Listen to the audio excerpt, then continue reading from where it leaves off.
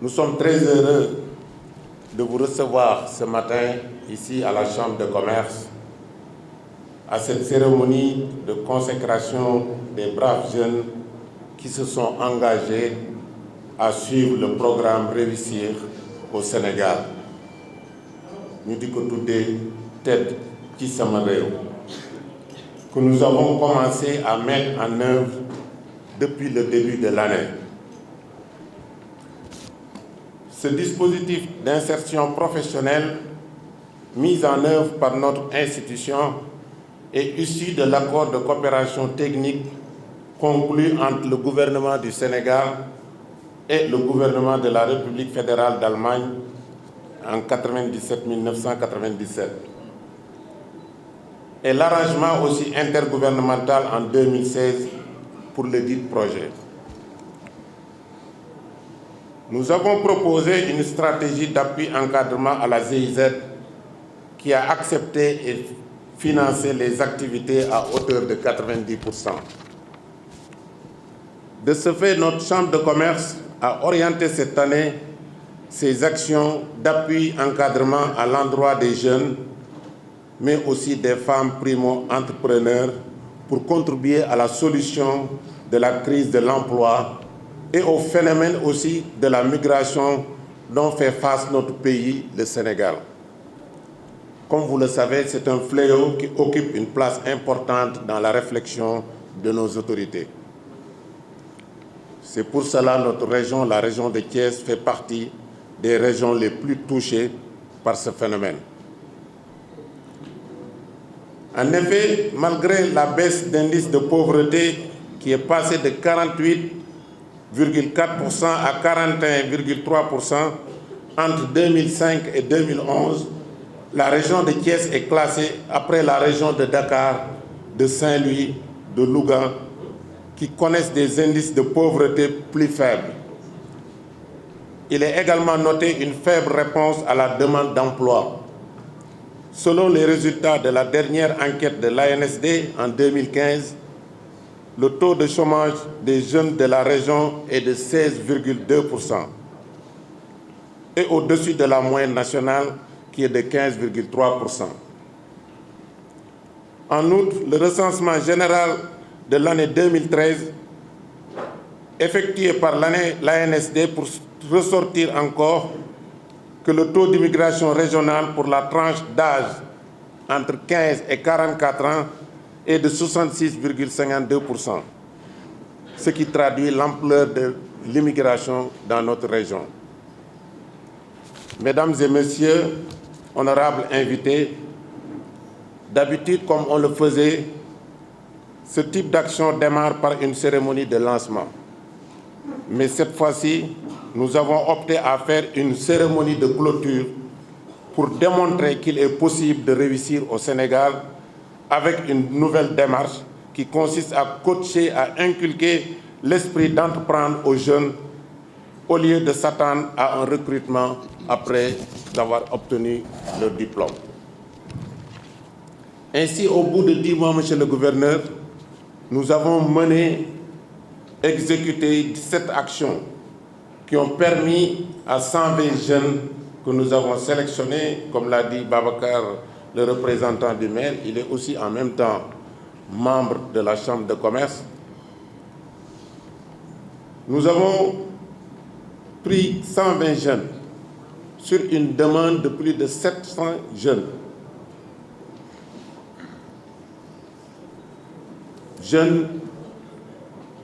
Parmi ces 120 jeunes, il y a des femmes aussi, pour acquérir la capacité de résiliation pour la formation professionnelle, mais aussi la promotion de l'auto-emploi après 3 expéditions pédagogiques. Nous avons fait aussi une initiation en gestion d'entreprise, mais aussi en éducation financière. Nous avons encadré 30 jeunes pour leur permettre d'avoir leur permis de conduire, un gros porteur, mais aussi avec des initiations en détectage de panne, mais aussi de dépannage rapide de voitures. Nous avons aussi sélectionné 30 entreprises fonctionnelles dans le secteur de l'énergie renouvelable, ainsi que 40 entreprises fonctionnelles dans le secteur agroalimentaire. Nous avons délivré 80 autorisations FRA et 40 lots de code-barres. 20 entreprises fonctionnelles dans le secteur avicole avec des kits de travail fournis, mais aussi des plans d'affaires élaborés pour l'ensemble des 90 jeunes que nous avons formés. Tout ceci développe des alternatives durables à l'immigration par un travail valorisant. Monsieur le gouverneur, je salue le comité de sélection des bénéficiaires pour son impartialité. Prendre 120 jeunes sur des dossiers de 700 et quelques jeunes, ce n'est pas chose facile. Donc toutes nos félicitations à ce comité, mais aussi le comité de pilotage qui a encadré le processus par ses pertinentes orientations, mais aussi l'unité de gestion du projet, que sont à sa tête le président Modou, Madame Sangaré et tout le staff de la Chambre de commerce et des partenaires qui n'ont ménagé aucun effort pour que ce projet-là puisse aboutir. Mais aussi nos partenaires tels que l'Université de Ziguinchor, l'Université de Bambey, mais aussi l'Université de Saint-Louis et de Thiès aussi. Ils nous ont tous encadrés, ils nous ont tous appuyés par leur expérience et leur technicité. Au nom de Madame le ministre du Commerce et des PME, féliciter donc la Chambre de commerce de Thiès pour cette initiative et pour toutes ces actions qu'elle mène en faveur donc de la promotion des jeunes et de l'encadrement des PME. Il faut rappeler donc que ces actions cadrent parfaitement dans le cadre des objectifs du plan Sénégal émergent. Il faudrait aussi saluer donc la présence aux côtés de la Chambre de commerce des structures d'appui et des structures d'accompagnement qui ont été citées tantôt. Je vais le rappeler, donc il y a la présence de l'Agence de développement des PME, du Conseil sénégalais des chargeurs, de la division de la consommation aussi, qui concerne l'autorisation FRA, du FONGIP et d'autres partenaires, si je ne me trompe, qui ont été cités par le président de la Chambre de commerce et qui appuient quotidiennement donc les chambres de commerce dans le cadre de l'exercice de leur mission.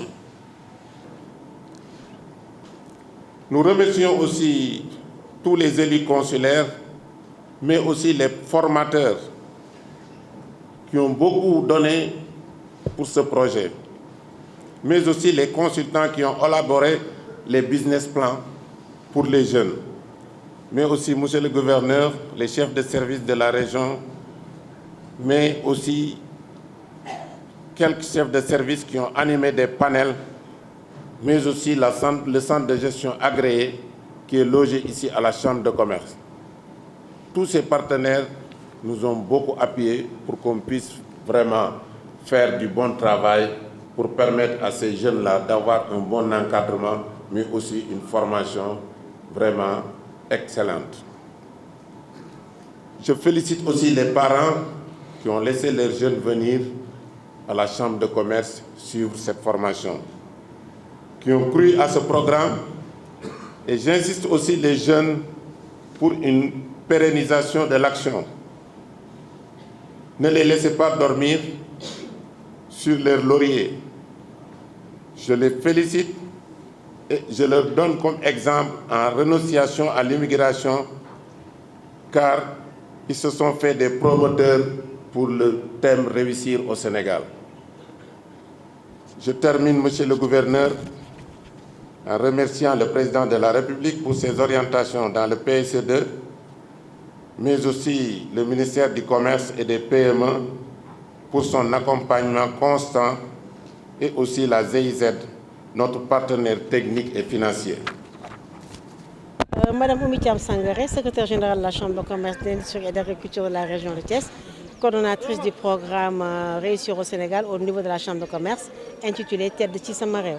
Aujourd'hui, dans le cadre de ce programme, vous avez initié 2 jours de portes ouvertes pour également procéder à la remise de diplômes à des récipiendaires. Parlez-nous de l'initiative de cette manifestation.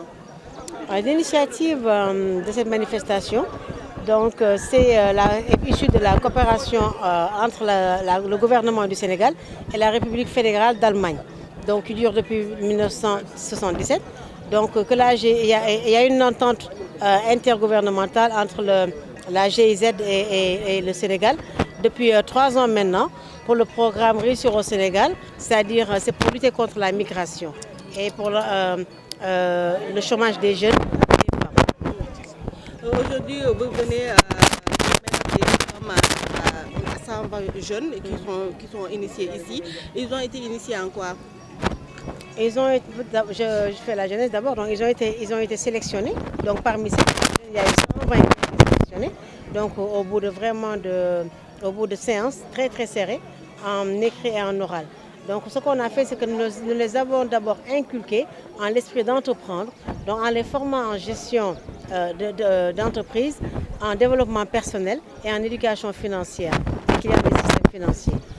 Par la suite, ils se sont scindés en secteurs, chauffeurs, camions, gros porteurs, aviculteurs, producteurs agricoles, producteurs agroalimentaires et énergie renouvelable.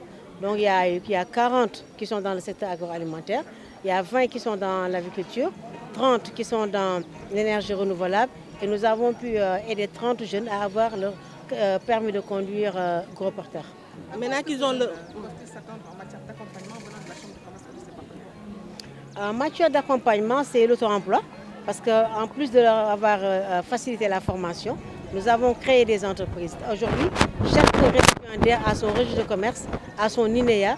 Et pour ceux qui sont dans la production agroalimentaire, donc les produits ont pu avoir l'autorisation FRA et ils ont chacun un lot de 10 codes barres. Donc ce que nous voulons faire, c'est une nouvelle génération de promoteurs, c'est une nouvelle génération de start-up, une nouvelle génération d'entrepreneurs. Donc qui d'abord, dès le premier temps, intègre le secteur formel. C'est pourquoi vous avez vu le centre de gestion agréé qui est là, qui va les accompagner dans la comptabilité, qui va les accompagner dans les démarches administratives, les différentes déclarations fiscales. Voilà, et les cotisations fiscales aussi. Donc ce que nous n'allons pas nous en arrêter là. Nous avons saisi par exemple la ville de Thiès qui a un projet de mise en place des lampadaires pour le secteur énergie. Donc pour qu'ils prennent ces jeunes, n'est-ce pas, donc et que ces jeunes les accompagnent dans le processus d'installation des lampadaires au niveau de la ville de Thiès. Concernant les chauffeurs gros porteurs, vous savez que la coopérative des chauffeurs de camions gros porteurs a vu le jour ici à la Chambre de commerce de Thiès, la cellule régionale de Thiès du moins. Donc les membres de cette coopérative-là, on les a reçus pendant les expéditions pédagogiques. Et aujourd'hui, nous avons 3 qui sont recrutés. Nous avons 2 qui ont leur camion, leur mini-car qui sont en train de travailler. Les autres vont accompagner les chauffeurs qui sont déjà assermentés, donc en circuit Dakar, Bamako, donc juste la semaine prochaine. Donc concernant le secteur aviculture, vous avez entendu tout à l'heure le cri de cœur des aviculteurs avec les problèmes du secteur. Donc nous allons les accompagner pour une production de qualité, pour une présentation de qualité avec des démarches marketing, avec des emballages et des logos, vraiment pour les aider aussi à trouver des marchés, n'est-ce pas, à travers les opérateurs économiques de la région, les restaurants, les gourmands de femmes, donc les hôtels et autres. En tout cas, nous allons continuer le coaching parce qu'au niveau de la Chambre, avec nos missions d'appui et d'encadrement des entreprises, nous avons déjà un dispositif qui est là. Et pour chaque programme qui est déroulé au niveau de la Chambre de commerce, nous prenons des coachs qui les accompagnent pour installer un système de pérennisation. Nous allons continuer, nous avons d'autres partenaires qui vont nous accompagner. Par ailleurs, la GZT a accepté aussi de pousser l'appui encadrement à travers d'autres programmes, bien sûr, qu'on va négocier plus tard avec eux, qu'on est en train de négocier avec eux. Il y a d'autres partenaires aussi qui ont suivi le programme de loin, donc qui nous ont approchés, qui ont manifesté le besoin, le désir d'accompagner ces jeunes. Les jeunes qui sont laissés en rade aussi, les 400 et quelques autres qui sont laissés en rade, ont commencé à être pris en compte par la Chambre de commerce. Nous avons commencé à les coacher par groupe de 25. Il y a déjà 2 groupes qui sont actuellement en formation et après on va tous les prendre. Le problème, ce qui nous motive, c'est de lutter contre la migration. Parce que la migration, en fait, c'est une perte de valeur, c'est une perte de main-d'œuvre, c'est une perte de jeunesse. Et je veux même dire que c'est une perte de population. Parce que les jeunes qui émigrent, qui migrent vers d'autres cieux, se marient là-bas, font leurs enfants là-bas. Pendant ce temps, nous avons besoin de la population sénégalaise, thiessoise, vieillit. Et nous serons en situation de manque de main-d'œuvre. Nous voulons prouver aussi qu'on peut réussir, mais en n'étant pas dans les bureaux. Parce qu'avant, ces métiers-là n'étaient pas valorisés du tout. Mais maintenant, ces métiers sont valorisés. Nous avons des masters qui sont là, qui ont laissé leur travail et qui sont venus dans le programme, qui aujourd'hui sont des transformatrices agroalimentaires. Nous avons des gens qui ont laissé l'école, qui sont là pour venir apprendre les métiers.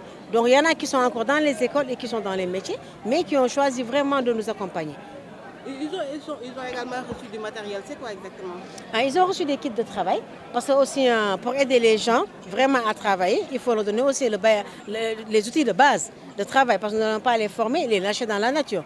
Non seulement ils ont un incubateur au niveau de la Chambre de commerce, ils viennent travailler ici, ils n'ont pas encore les moyens de louer des locaux pour avoir des bureaux. Donc nous les incubons au niveau de la Chambre de commerce. Nous avons remis du matériel de base pour qu'ils puissent travailler, n'est-ce pas? Parce que vous savez, une formation théorie, juste après la pratique, si les gens baissent les bras, donc ils désapprennent.